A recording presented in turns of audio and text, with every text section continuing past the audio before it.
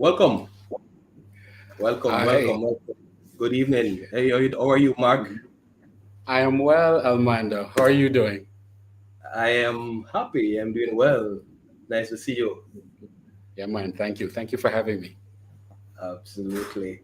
Welcome to our attendees, our listeners, our viewers. If you have not gotten your water or your snacks, now is the time to go and get it. There's no intermission, so you're not going to get that opportunity to go and take a break because we're going straight after in a moment, right? And today's topic is typical and relevant. And I mean, all the spaces that I've been in, you know, it's something regarding AI, something about automation, something about job replacement, something about, the concerns about AI. And so, absolutely, putting this topic forward definitely is going to be or bring some value to the attendees because it's worthy for a discussion, right? All right. So, Tech Tuesday's topic, AI in the workplace. How to leverage automation without losing the human touch, right? And so today we have Mark. Mark, I'm going to ask you for a moment just to introduce yourself, No problem. and and then we're going to go straight into the discussion. We have Nadeen who will be joining us soon. But before I ask Mark to introduce himself, just going to shed out some light as to what are we expecting to cover in today's Tech Talk Tuesday. And so we're thinking about discussing how we balance the efficiency and the empathy when we're talking about AI. We're talking about the role of AI in culture and collaboration. We're also going to be talking about augmenting, but not replacing.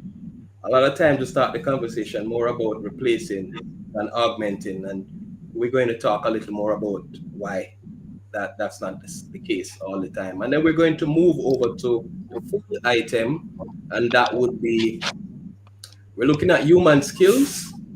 We're looking at human skills that remain irreplaceable. In other words, we're automating, yes, that's a given, but can we automate everything? Let's find out a little later.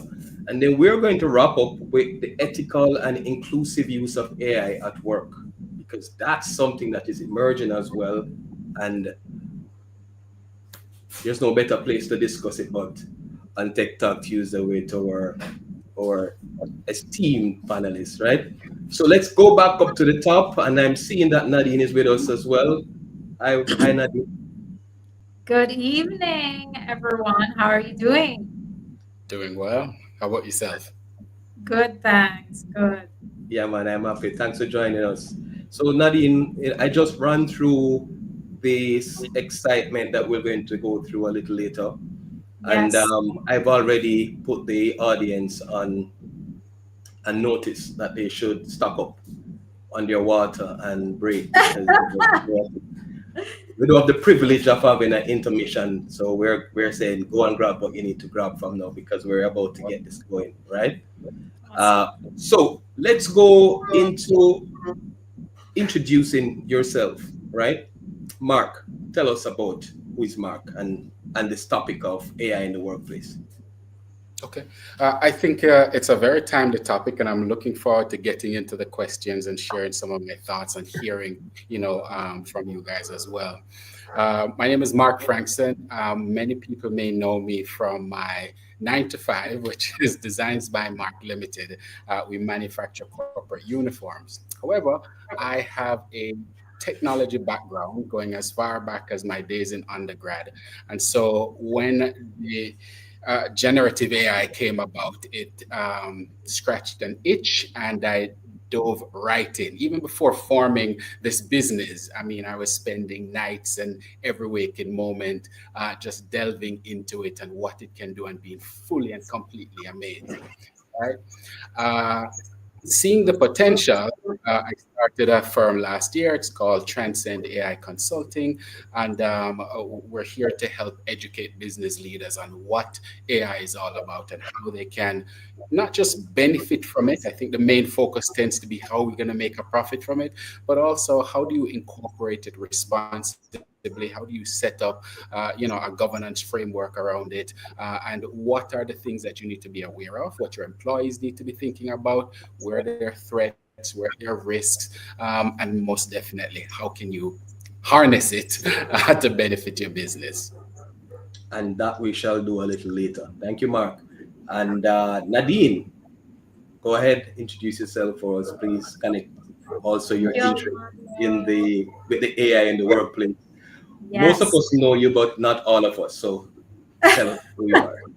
Well, I'm really happy to meet Mark virtually, and I hope we get to meet in person soon. Love to connect with everyone in this space. My name is Nadeen Matthews Blair, founder and CEO of Crescent Advisory Group. We're focused on helping companies and individuals to leverage digital and AI technology to reach their goals. And that goals can be anything from the performance of their business to elevating their careers. It is defined by you. So I'm also super passionate about this space, in addition to making sure that our Caribbean citizens are not left behind. I'm also passionate about advocating for us to have a seat at the table, because from a big tech standpoint, there still are issues around bias and access and inclusion. And so I do spend some of my time there. And prior to starting my own consulting company focused on this, I led digital transformation and advanced analytics, which included AI at NCB Financial Group. I am super excited to be here tonight, and I don't want to spend too much time talking about myself because we have so many good questions to get into. Absolutely so. And of course, I'm your host for today, Almando. Now, as we go a little further, I want to say to our listeners and viewers, uh, we would like for you to engage with the panelists. So if you have any questions, put them in the chat, and our moderator will help to field them so we can see them and answer them, right? We want to hear from you. If there's anything in this discussion or that we are going through that you'd like us to expand on, or, I mean, feel free to disagree as well, right? Put that in the chat as well. We want to hear you because that's how we're going to create value for you, by you interacting and engaging with the panelists, right? For free. Don't miss this opportunity. So, Mark, give us one task that you would like to automate in your business, and one task that you think definitely should not be automated. You should not automate All right. within your business. Keep it simple, so we put a little scope to it, and then I'll come to you on that one, Nadine. So the first one for me is a little silly. Do you remember the introduction for the Jetsons? And him flying around in his car and dropping off his family at the various places, and Space then car, he yeah. gets to work and he folds up his car and he's on a ride to his office, and then that's what I want. Right? I want AI to get me to the point where I wake up and I do nothing else until I get to the office, where Yeah, I plant myself down at my desk and do some real work. yeah. um, as far as what I think I would not want AI to automate is, when I thought about this, whenever a team member is separating from the company, I think that is something, whether it's justified or not, that is something that should never be put to a machine. Uh, it's an interaction that needs to be and remain human. Interesting. Interesting. So that's the empathy that you want to, you want the human to human element happen there. So you remove I automation from that. All right. I Heard think you. so. And again, like I said, if somebody's leaving the company, whether it's justified or not, I got that. I think for me it's always hard. It's an always hard conversation whether they deserve it or not. But I would Okay. say that's I wouldn't want to automate. All right. Thanks for sharing. Nadine, how about you? Love that. In terms of what I would want to automate, I am a very AI first company. So generating proposals, pricing, even my financials are fairly AI powered, with the exception of the integration between my bank and the accounting system. We have some work to do on that in Jamaica. So that's one thing that I'd love to see AI powered and automated. In terms of what I would not want to automate away, in the workplace right now, we're scheduling meetings, we have note takers. In the event an employee has a personal challenge, whether it be at home or in the workplace, in the pandemic, we would have experienced this a lot. I don't want any team member to feel like they need to, use a Calendly link to set an appointment, that in that session, that session will be virtual, to the extent that it can, and that I want to make sure that as appropriate, I can give them a hug at the end of a particular conversation, because I'm a hugger, both in my personal but also in my professional life. For those who know me, hugger and dancer. AI not gonna take those away. I don't want AI So, to take those away. so what's interesting? See, both of you, you have touched on empathy, Yes. and so it's interesting that first area of our discussion is going into balancing efficiency and empathy. Now, the reality is efficiency is what we strive to achieve in our organization, right? Because efficiency and productivity, they are friends, very good friends. Hmm. And as you said, Nadine, that your organization, for the most part, is AI powered. And I can't help to think that there might be aspects, like the example you gave, that you really have to contend with. How do you balance efficiency and empathy when you're Mm. automating your processes? Yeah, that's a good question. We really want to maintain the parts of processes that facilitate human connection, where the human connection is very important to the customer. So in the same way that we think about design thinking and designing digital processes, if the human connection is super important to the customer or the employee, because I like when we think about these solutions as not just for the customer, but also for the Customer employee. experience and employee Right. experience. So Absolutely. I'll give two examples that are personal.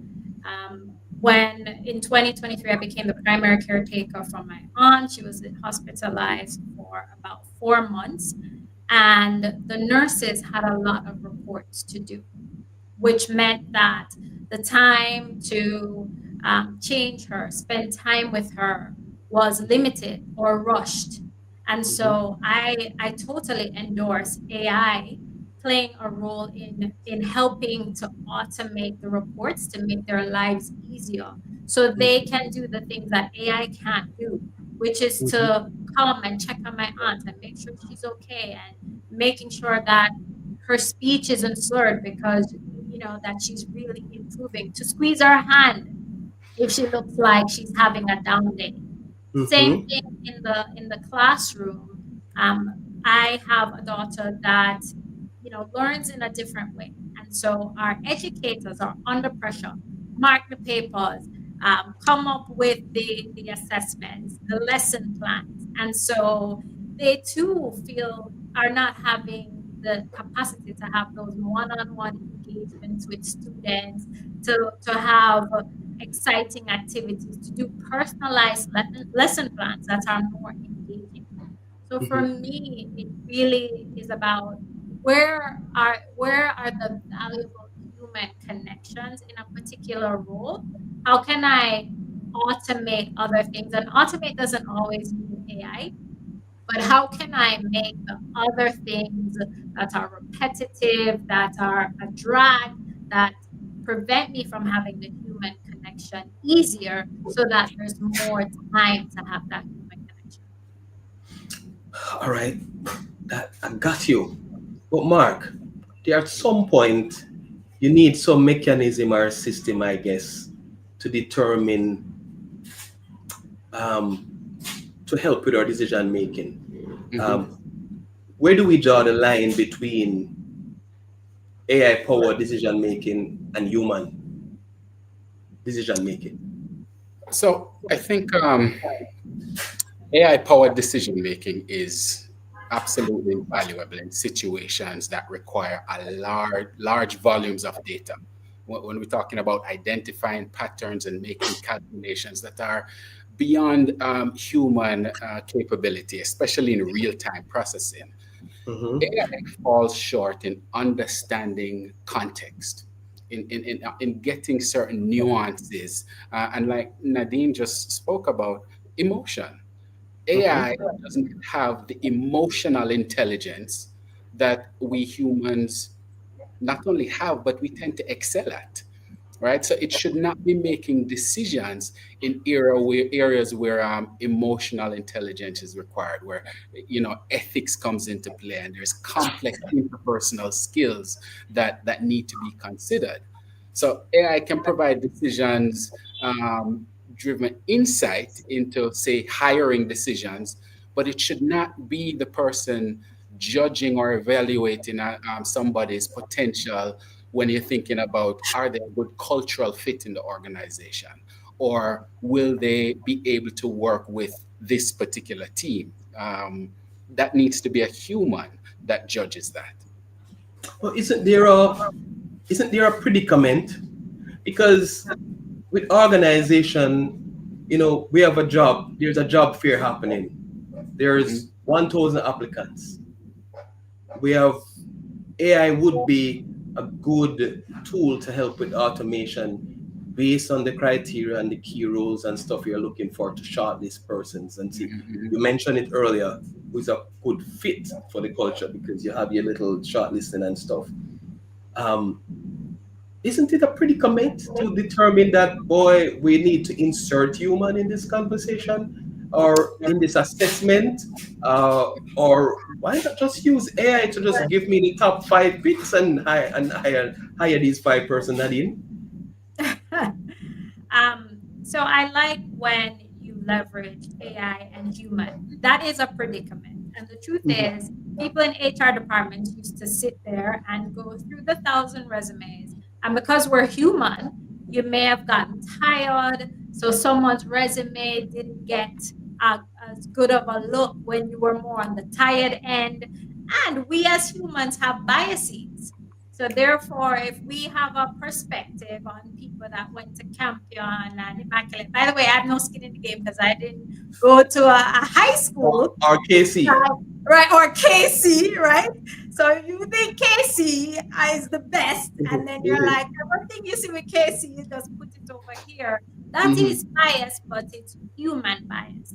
Mm-hmm. I like the idea of leveraging AI to screen resumes for some pre identified skills and experiences and so forth, but we have to inject the human. And here are a couple of ways to do that. One, leverage persons who are in the organization to make recommendations. Hey, you know anybody who is really qualified for the role? Mm-hmm. Send in that resume and we'll add it to the pool in addition to the AI pool. And then ultimately, you still want to have interviews with humans involved where you are able to assess things like their fit, their personality, whether the things on the resume, which was a Mm-hmm. problem before AI, line up with the stories that are being told in the interview. So human and AI collaboration is where we see the best outcomes. We don't want HR team members to be spending 4 weeks going through those thousand resumes because that doesn't help the person who's applying for the job and want to know where they stand. doesn't help the HR person. At the same time, because humans have their own biases and AI has bias, you want to augment by pairing together. All right, Almando, fair. just to add to what Nadine said, and Yeah. link it to what I spoke about earlier about context. There's an article about Amazon using AI to hire some people, and what they did was they fed it the resumes of the people that they currently had to train it and say, Mhm, here's who we're looking for. Now go mhm, out and get these people. mhm, And what the AI started to do was to weed out any applicants that were female. mhm, And so it had that bias because of this perception. Now, what the AI couldn't put into context was the resumes that it was given were largely male, because at the time it was for the tech department who were largely male. And so it thought, then, they want people just like this. And so it started to punish the applicants who were female or from female schools. So Uh, here's what's interesting. Oh, sorry, I thought you were finished, Mark. Were you? oh man, go Okay. ahead. All right. So here's what's interesting. The 2 points raised just now from Nadine and yourself, you're arguing you're arguing how AI can have not sorry, not AI. We're talking about biases. So we're talking about human bias and we're talking about AI bias. Mhm. Look at the interesting thing here. So on one side, we're trying to solve the human bias issue by leveraging AI for the balance. The example you gave just now, Mark, is very interesting because in doing so, we're also dealing with bias, which is real. AI bias actually exists. Then here comes the bias. So it's obvious that there are risks in dealing with AI, especially in the workplace, right? How do we manage these risks? Well, if I may, I think what one way is with leadership. I think it starts with the leadership, making it clear in the organization that AI is to be engaged as a tool to support human work and not to replace it. And that's for us to not to be overly reliant on it. I love AI and all that it can do, but AI isn't for everything or shouldn't be used for everything. Give it the repetitive, time consuming tasks like data processing and scheduling, and Mhm. engage your employees to focus on things that are creative, strategic, that requires that emotional intelligence. So it's the balance that you spoke about in the beginning that I think is going to be key. And I think the leaders, business leaders, need to set the tone, create that culture so that we use these tools, we don't become overly reliant on them, and we recognize that it has its place and human beings are overseeing and acting in the way that AI cannot. Okay. Nadine, is it Almando, just just add a leadership? couple of things, Oh, yeah, I if I was going to may. bring you in here. So I was asking to follow up on Mark's position there.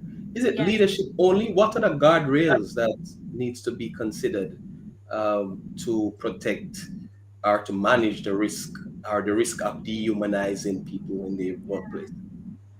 There are a couple of things I would add. One is being conscious of your own biases, meaning the organizational biases, as you develop models. And these are not just generative AI, these are even machine learning models that tell you who to lend to. So, as an example, in a financial institution, if they've historically not made loans to farmers, you're going to have this association now, which can be viewed as predictive that farmers don't make good persons for loans.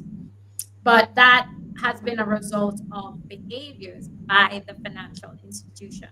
So it's important to understand that. I love the word that Marc uses, which is context. What would be the context of that? And what are some of the biases based on things that we have done that are in the system? There also could be biases like Casey guys are great. And so human biases are oftentimes what gets encoded in the the AI models, and then those biases get perpetuated at scale. So recognizing them. Two, conducting AI audits to actually uncover where there could be biases and being proactive around addressing those. So the EU policies that are out actually require this for anyone rolling out AI models, that you conduct audits. And then being very transparent with persons, customers, and employees how AI is being used. So if it's being used in recruiting, you're transparent about that, and you allow persons to say, I want to opt out of my data being used for this, and I want a human screening. That's an example of what some companies are doing. And then finally, you have to have clear policies around what you will use the AI for and what you won't use the AI for, or else you'll risk overusing it, becoming over reliant on it, and then perpetuating these biases that I spoke about. Thank you for that. So, colleagues, I have about four articles in front of me. Let me start from the first. So there's a tab here that says AI could impact 40% of jobs worldwide in the next decade. UN agency warns. This was published April 2025. And that was on the News. Then Forbes says the jobs that will fall first as AI takes over the workplace, and it lists some list of jobs not limited to administrative and so forth. This was published April 25th, right, by Jack Kelly. Then there's another one from the IMF. AI will transform the global economy. Let's make sure it benefits humanity. This January the 14th, but that was 2024. And then the final one says the future of work, embracing AI's job creation potential. That was on Forbes, and that was March 12th, right? I'll drop those in the chat if I get a chance to put it for persons, for our listeners and viewers to take a read on. But introduce that to say, to bring in our third part of the agenda, augmenting, not replacing. Give an example of a role or a department where you think AI will work better rather than human. Mark, you want to take that? Give an example of a role where AI will work better than humans. Is that what you're saying? Or a department. Yeah. I don't know. I don't know that there is a role that I think AI will work better, and I always want to position AI from this angle.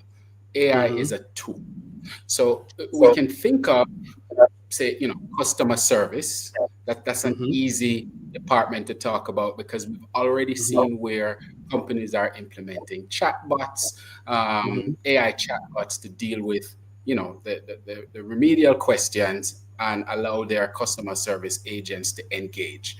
We can think of the creative department, graphic artists. They're now able to use AI tools and generate graphics on the fly, and then edit it as needed. We think of the HR department, where they can now draft up documents, policies, entire handbooks. But with that said, I think there always still needs to be the human that goes in and reviews it and vets it and ensures that the information is correct, ensure that it is in context for the audience. AI is not infallible. AI hallucinates. It will make up stuff and make it sound as convincing as the Bible, but it may not be true. And so, for me, there are things that AI excels at, But how we use it, I think, should always involve some kind of human oversight. So, Mark, for some reason, I think Nadine doesn't agree with you. Nadine, what do you think? I absolutely agree with Mark. I actually think I cannot think of a There's no role where KC rivalry here. I today don't know what you're trying there's to do, no Almando, but KC rivalry. And No, no, before no. we end, I have to put it out there that JC is the best because my husband went in and I don't want him to watch this and be like, hey, what's going on? However, I agree with Mark. I Mhm. cannot think of a role where I would advocate for completely taking a human out of the loop. So if we use a customer service example as one, the AI is responding to mundane emails that can be the answers are readily available in your FAQs. But that's a means to an end. That is to free up your customer care agents as humans to handle more complicated calls.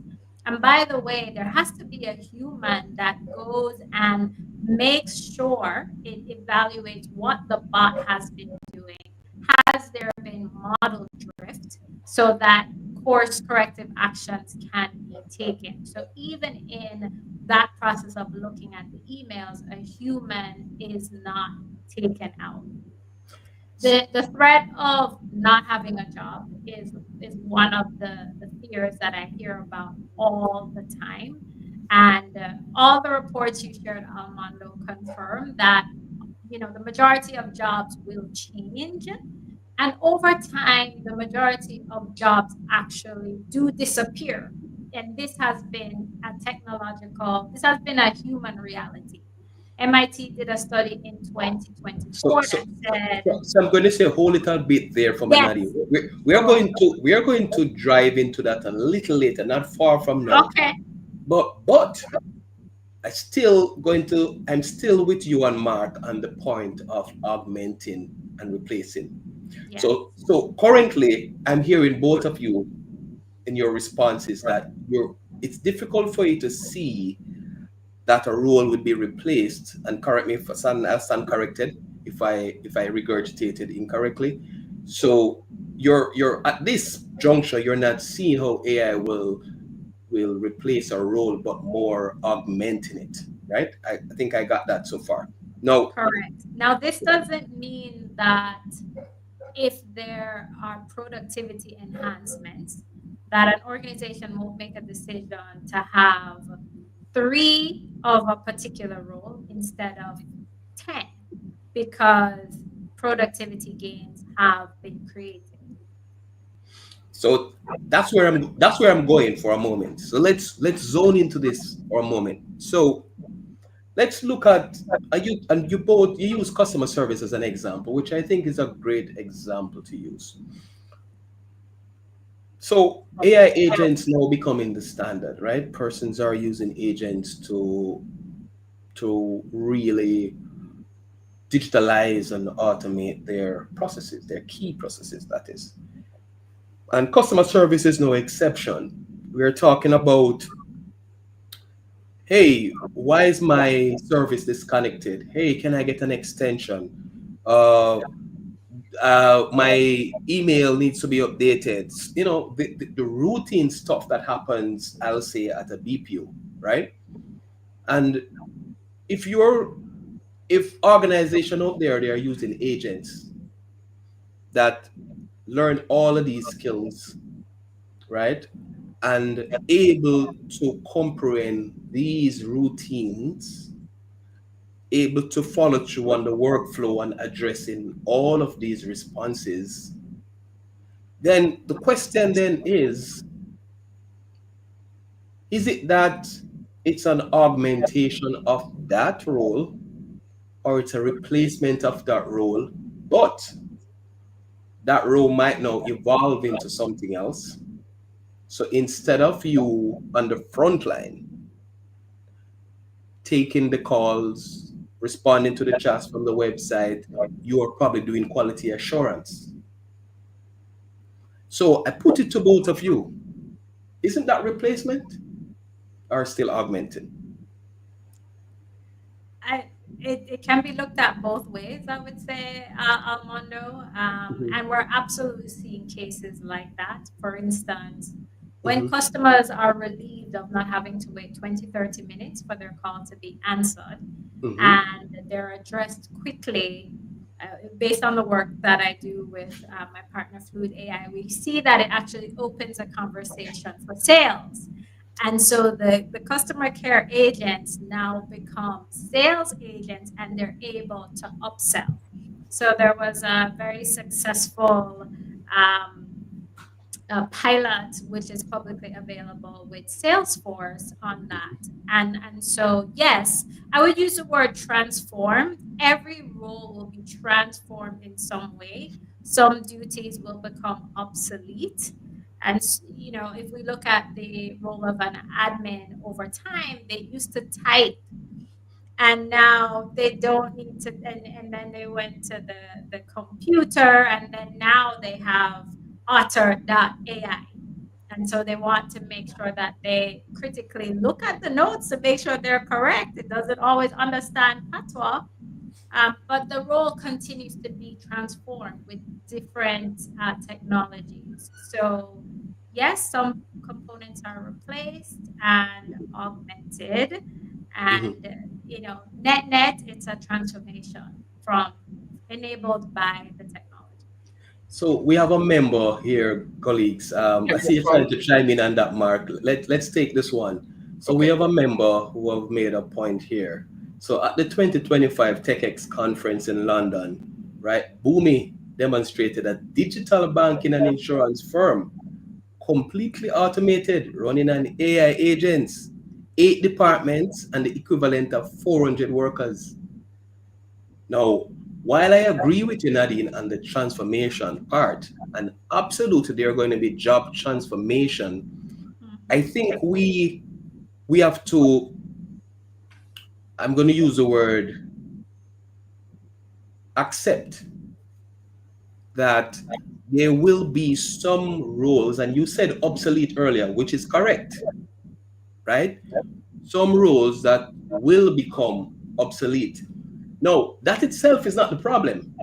That's not the problem, because evolution will happen with or without AI. Yeah.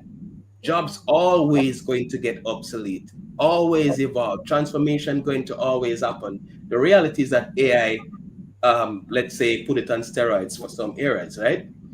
So that's not the problem. The challenge is what happens to the workforce. Will the workforce continue to develop themselves so that they also transform the way they think, their mindset, transform their skills, so that they are now positioned to take on those transform roles that you've mentioned. That's it. Mark, do you agree on that? I do agree. Inevitably, some roles are going to be, to borrow Nadine's word, obsolete. And she said it too. It is Yeah. with every technological or industrial advancement that there is, you Mhm. see, right? There's nobody making typewriters anymore. Forget typewriters. There's nobody making CDs anymore, right? There are cars My that are being typewriter. right. Yes, Thing yes. it's the natural cycle.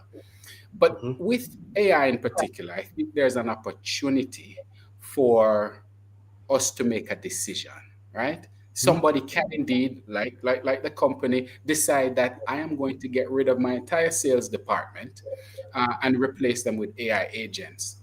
Another Mhm. leader may decide I'm going to keep my 10 people, but instead of hiring 4 more, I'm going to give them AI tools that they can use to easily do more work and grow the business. Another leader may yet decide I'm going to give them the AI tools to do what they can do, but we're now able to cut our week down to a 4-day work week because I'm not changing the targets. We're still hitting our targets. I still have my same amount of people, but through the use of AI, we're hitting our goals, and now we're working 3-4 days a week. So the decision, certainly from a corporate side, Mhm. is on how are we going to strike that balance between our people and the use of this technology. As individuals, though, I encourage everybody to get to know these AI tools as much as you can. And Just to give you one more quick example, shut me up when I'm talking too long. There's a client that I engaged with a couple months ago, and one particular individual, she is the recording secretary, and she was worried about what it meant for her with these AI note takers um, flooding the market. Everybody has their own AI note taker. I've gone to meetings where people just send their AI note taker. They don't even bother to show up. What is she going to do? And she was worried that soon she'll be out of a job. We encouraged her to get to know how to use these AI note takers, to figure out which ones are compliant and are more secure from a cybersecurity perspective, and encourage her seniors to let her be the one to manage the AI note takers, have the notes go to her, and then she vets it, puts it in the format that the company is used to, redact or exclude any sensitive information. You know, when these meetings start, sometimes there's a lot of jibber jabber and chat. And so that she helps to remain relevant, but yet still the company benefits from using the AI technology. She can send the AI note takers herself to different meetings, but the notes come back to her. She formats it and sends it out. So individuals need to figure out, how do I learn and adapt to the use of these tools so that I don't get left behind? So thank you for introducing mine, the other segment of the discussion, because that is how do you future-proof your career, right? With this evolution of AI. And I'm going to put that one to Nadine, because you are the one talked about the transformation, right? Absolutely. So let's hear it. So future proofing your career requires a mindset shift and Number embracing one. continuous learning. I like to give the example that when I was in business school, there was nothing around digital transformation or AI in the MBA curriculum. That has changed today. So if I had not continued learning, then I could not be operating in this space.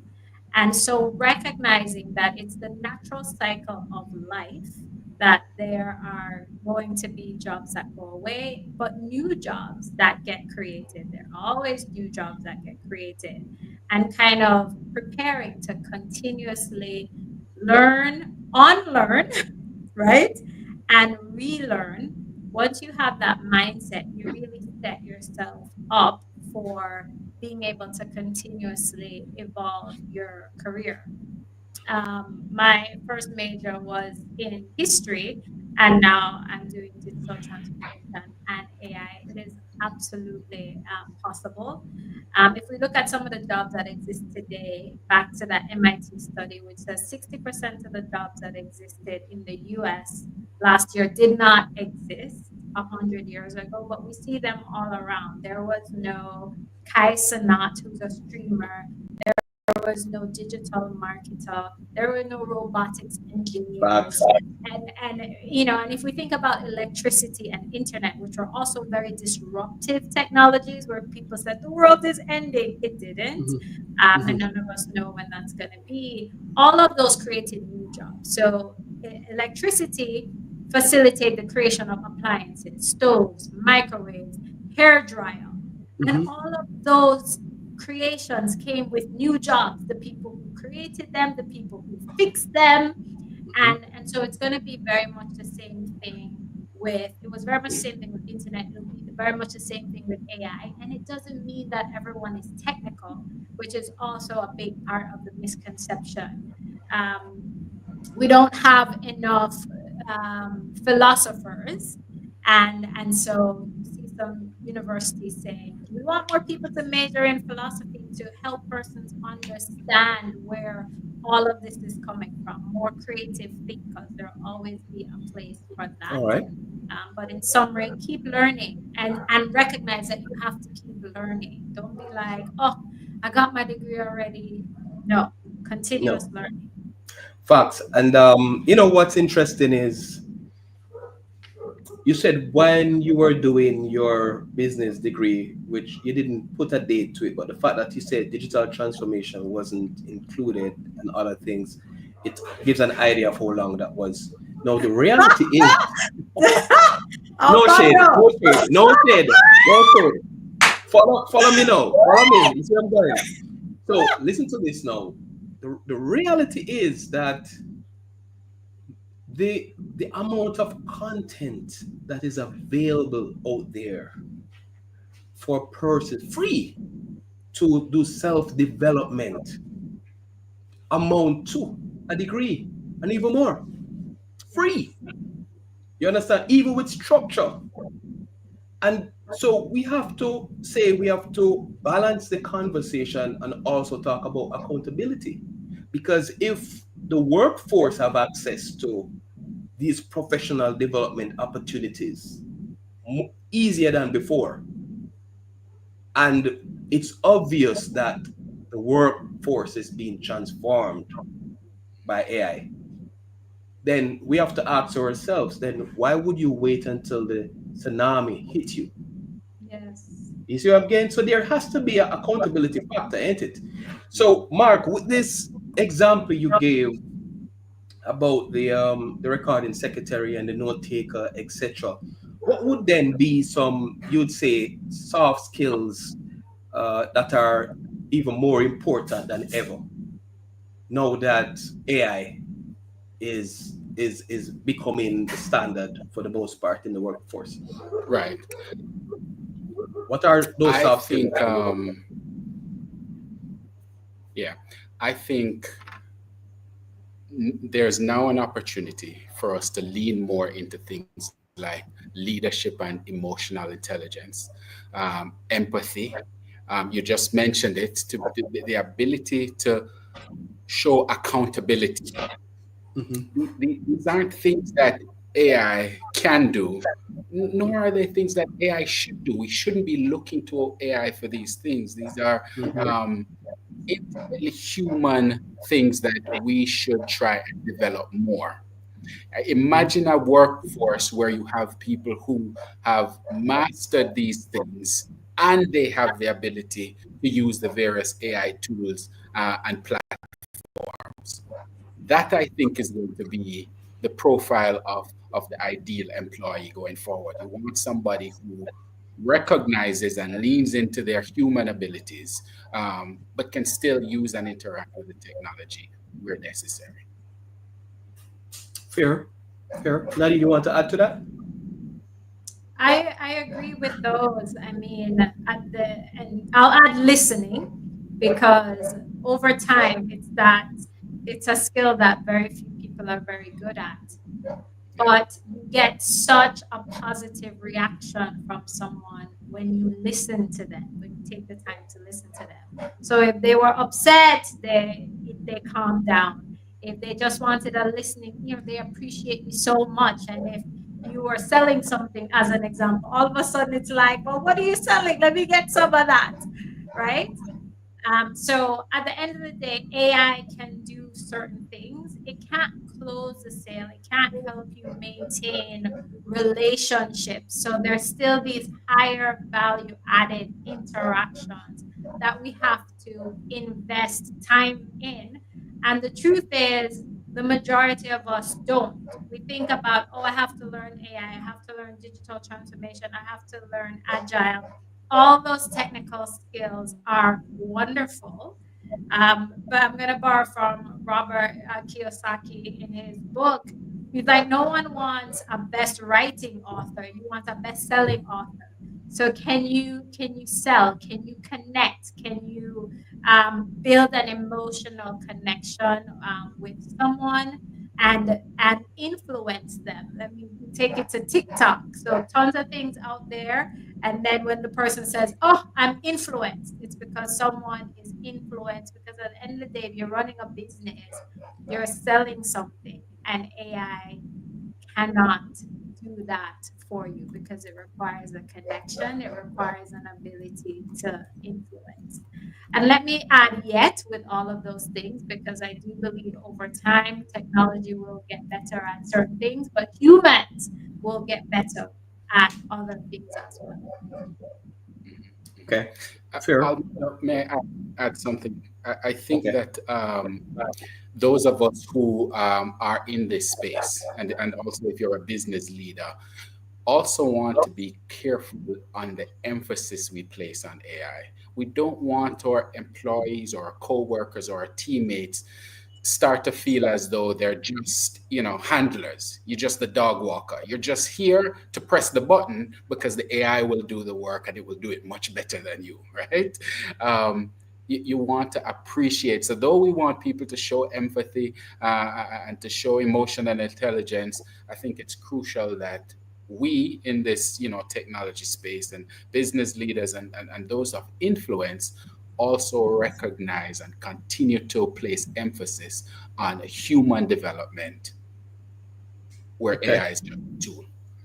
So I've turned my attention, guys, to the chat, and I saw there's a statement here from Cheryl. Agreed on argument.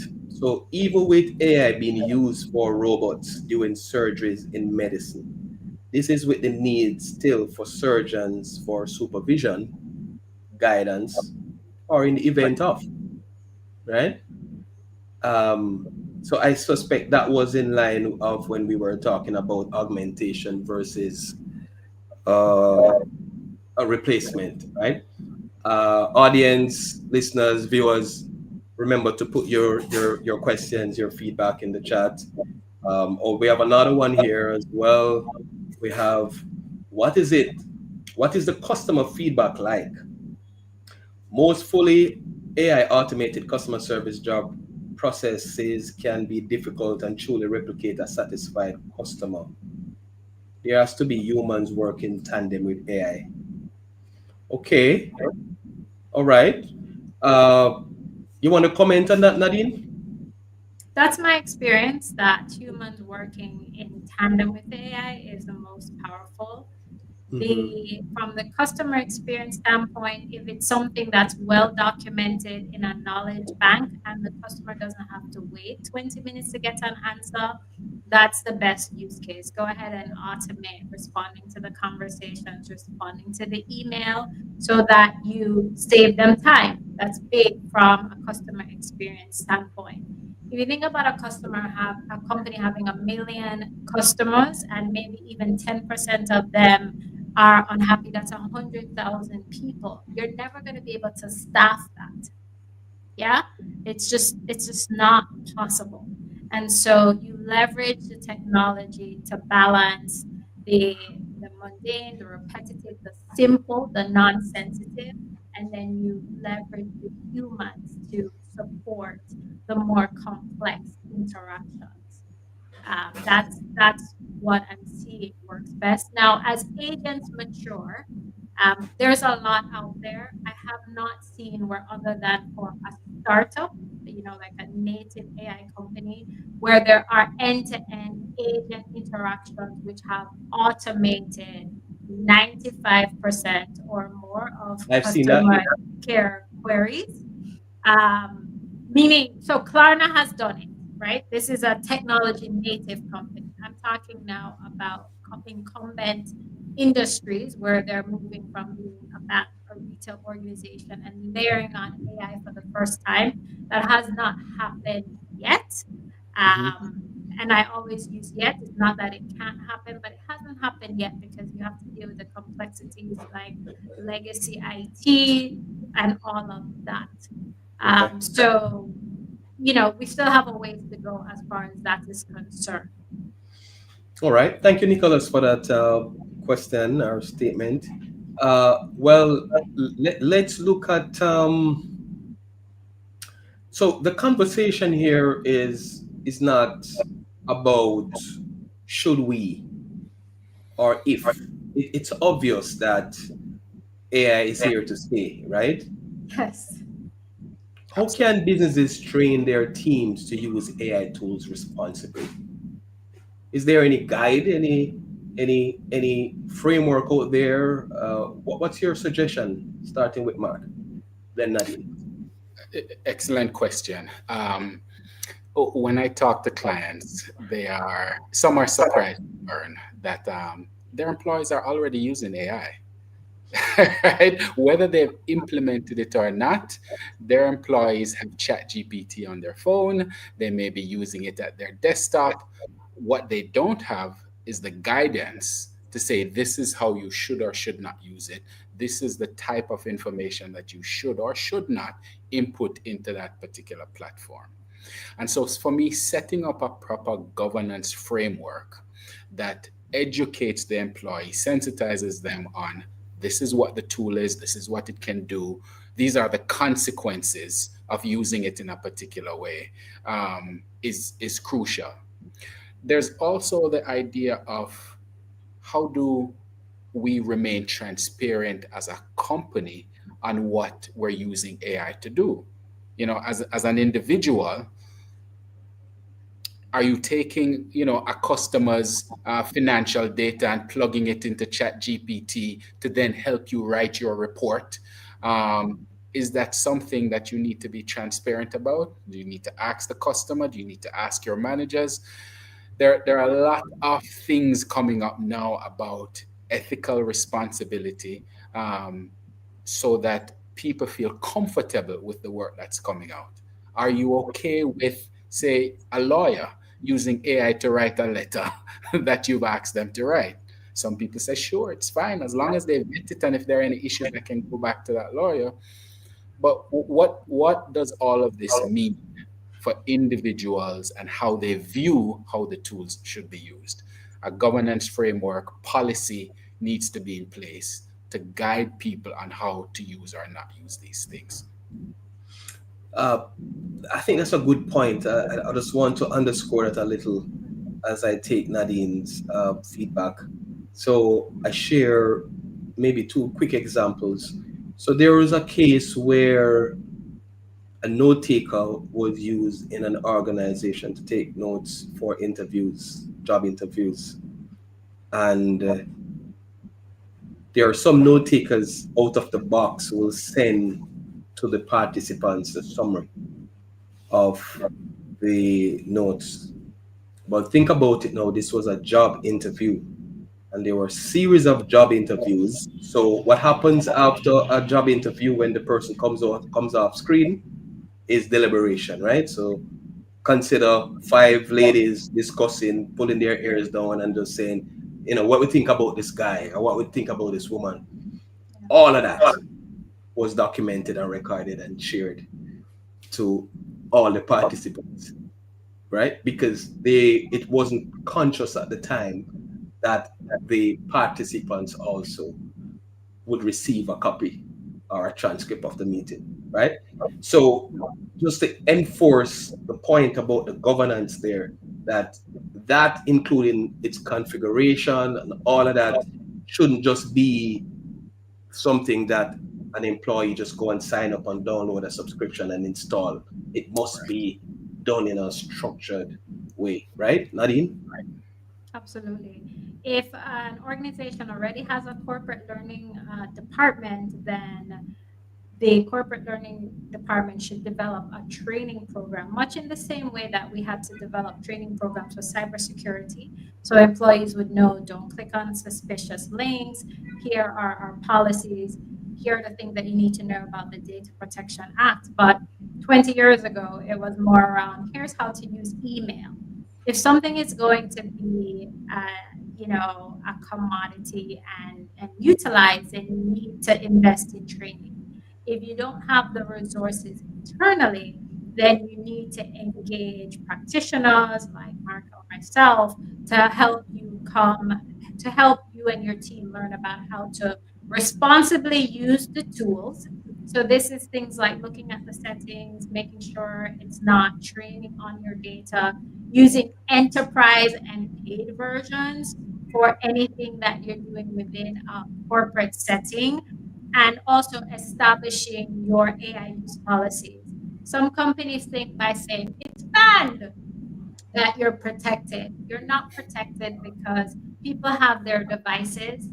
People may not understand what that means. So does that mean when I open WhatsApp and the little AI thing is there, or Meta AI, is that AI? It's embedded now.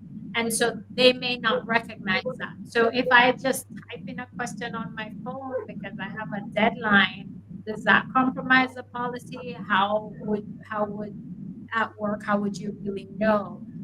So that would be my recommendation.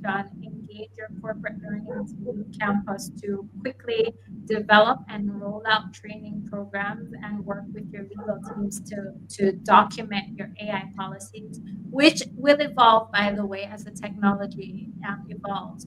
But if you don't have your resources in house, invest in a workshop with persons who are in the space to make sure that you're protecting your organization. With So everything happening with data protection, it is imperative that you get on top of this with respect to AI. I'm happy you said if you don't have the resources, because that's a curveball I was going to throw to to Mark. Because Mark, the average, they said MSMEs drive the economy in Jamaica, right? Mhm. The average employer probably is 20, 30 employees, 50, right? Yep. Mean number, right? Um, does an organization with 30 employees have a corporate training and legal team? What if they don't? How do they navigate this? How do they ensure that when someone using ChatGPT, they don't spill out all their business and put their name inside there and all of that kind of stuff? What simple steps you can share with our audience? So one, AI isn't for every situation. I mean, you mentioned that conversation with the interview. Um, I don't advise my clients to use AI note takers in senior level meetings where sensitive information is being discussed. I don't care how good the AI note taker is. If you have a corporate secretary, engage that individual or take handwritten notes. The technology is still new. It's been around a long time, but generative AI and much of the platforms and tools that are being pushed now are still new. You have to ask yourself the questions: where is this information being stored? What is the cybersecurity and policy of this company that's given me this free tool? What country are they? What laws are there if there's a breach? How are they prepared to handle it? And so, like Nadine said, and I agree with her 100%, if you already have the resources in house, then lean on them. If Mhm, not, this mhm, is not you as a business leader, you cannot afford to ignore AI. mhm. It is happening whether you want to engage the technology in your company or not.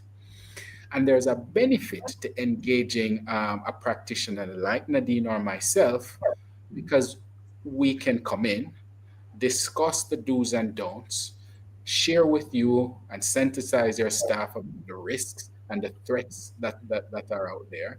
And where necessary, engage in whatever workshops you may need to either educate your staff or help you write that policy that you need. But it is the technologies in developing.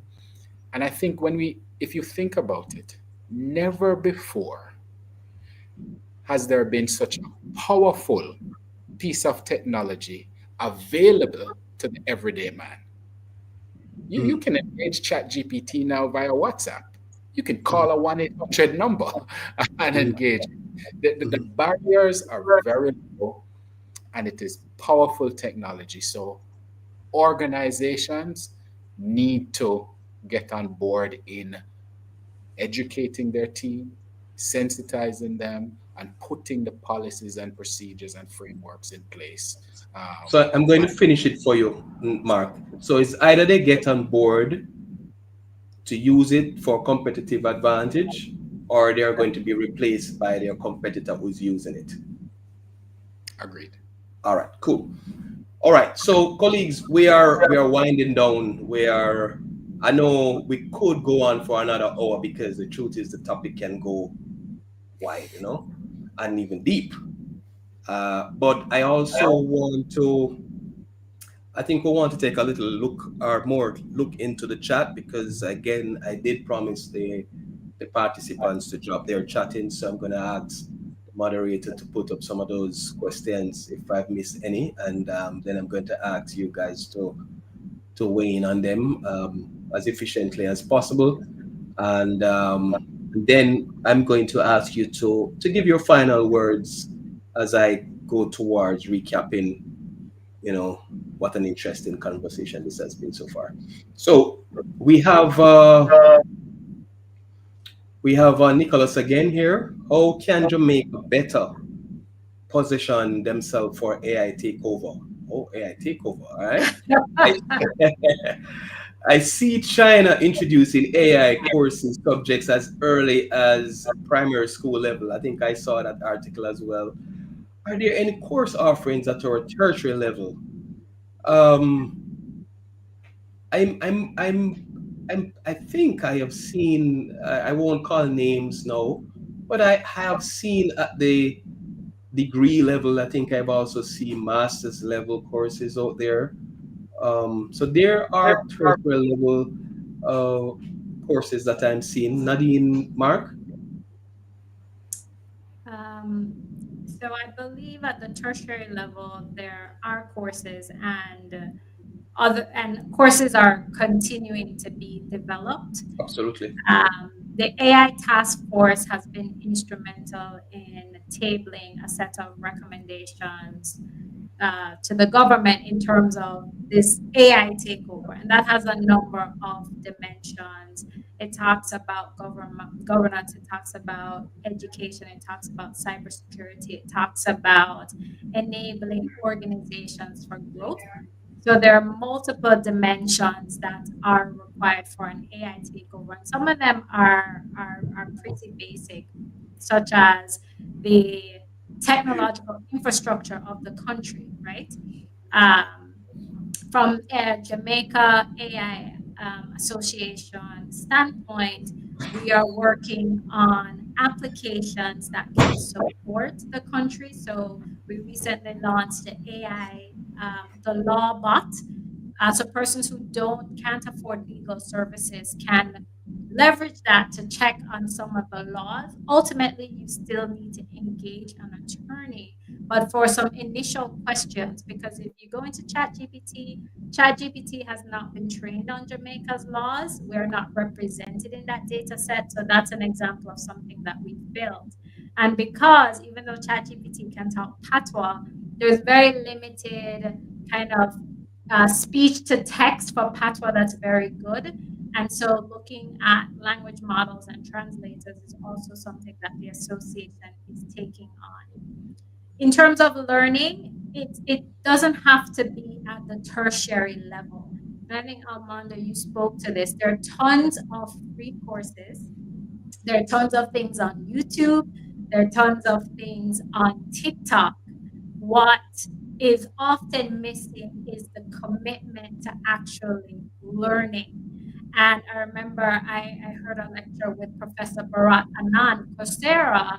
The majority of courses, like 90% of people that start a course never finish. Some of that is because we want the human engagement, and those platforms are all digital, but some of it is a level of commitment.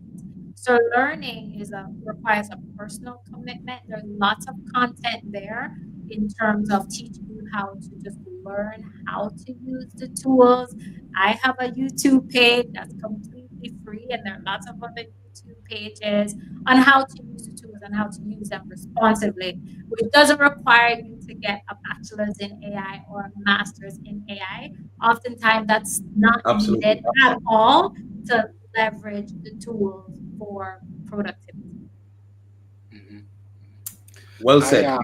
So at this point, then I'm going to ask Mark if you could let's move towards wrapping and let's focus on uh, maybe a summary of what you would like to leave with our viewers and audience on the topic of AI in the workplace.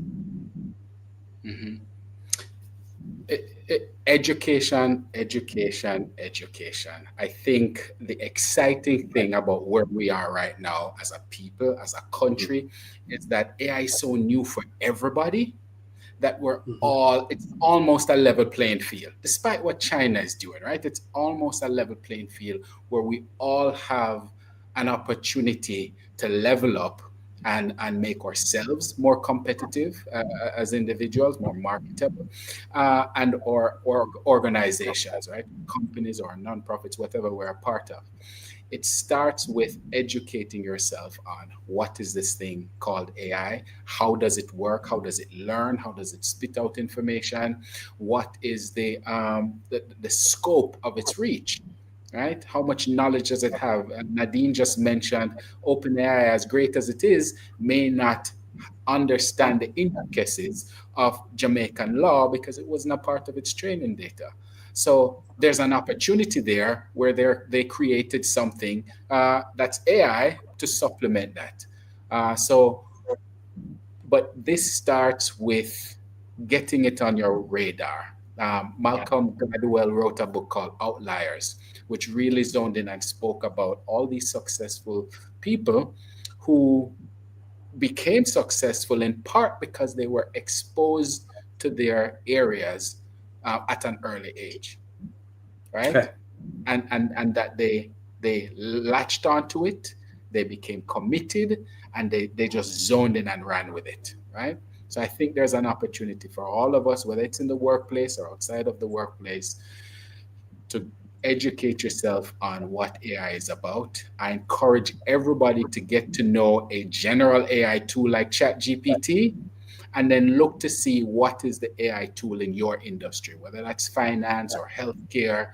Uh, that I think is a good starting point. Know how to prompt, know how to generate things Okay. in general and in your industry. Absolutely. Know how to prompt, know to generate things. Start somewhere. All right. Let's go to Nadine. Nadine. I will close by saying, get past the fear. Mm. And also go do the thing you fear, and the death of fear is certain.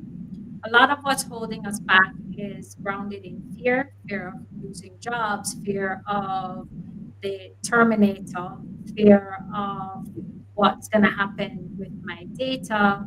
And with AI being here to stay in the same way that electricity stayed and the internet stayed, it's important that we recognize that the only way we're going to conquer those fears is by what Mark was talking about, educating ourselves. If you're afraid about how your data is being used, then you want to learn about how your data is being used.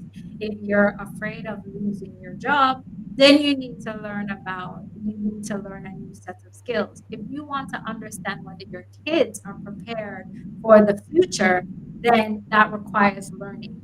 But we aren't able to act. We are paralyzed. We're not able to move to the education phase until we get our mind right, and that requires getting past this fear. Agreed. Agreed. That's a good note to bring my summary in. So we spoke about some great topics in today's conversation. I've made maybe about three notes here. So one was avoid AI decision making when there's a need for empathy. I think like that kind of oozed out at us in the conversation earlier.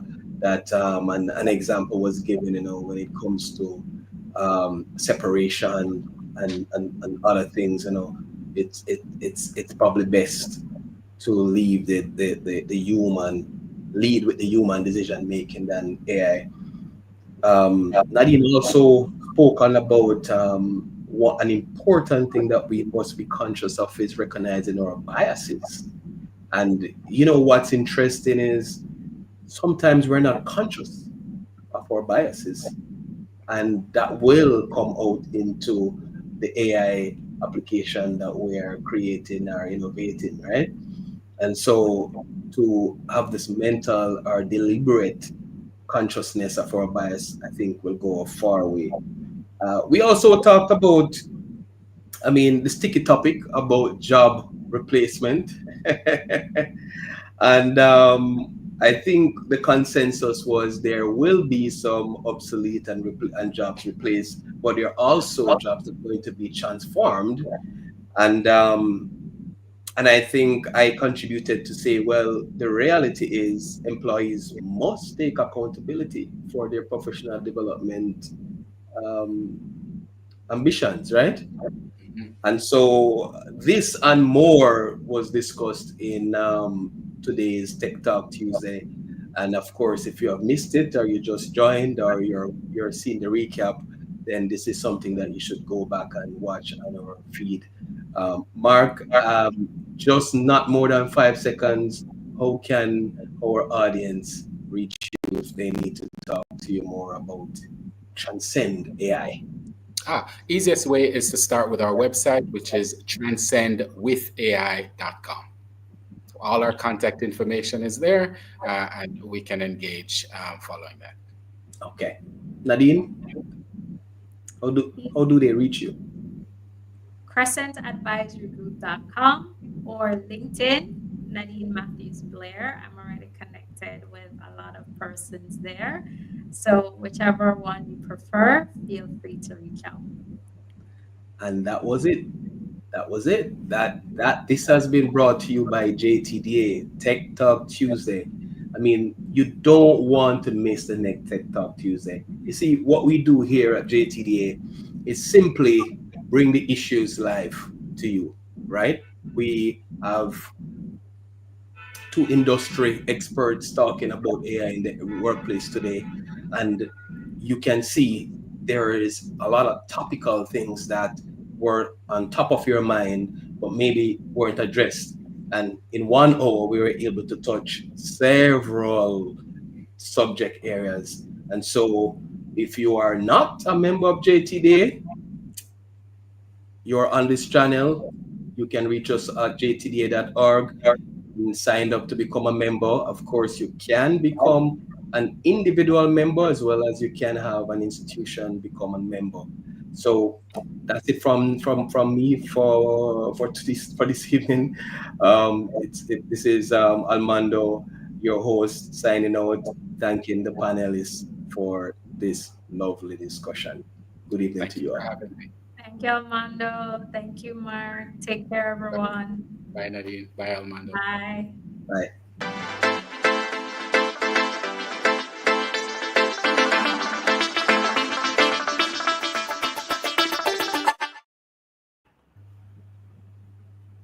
All right. And I'm not live.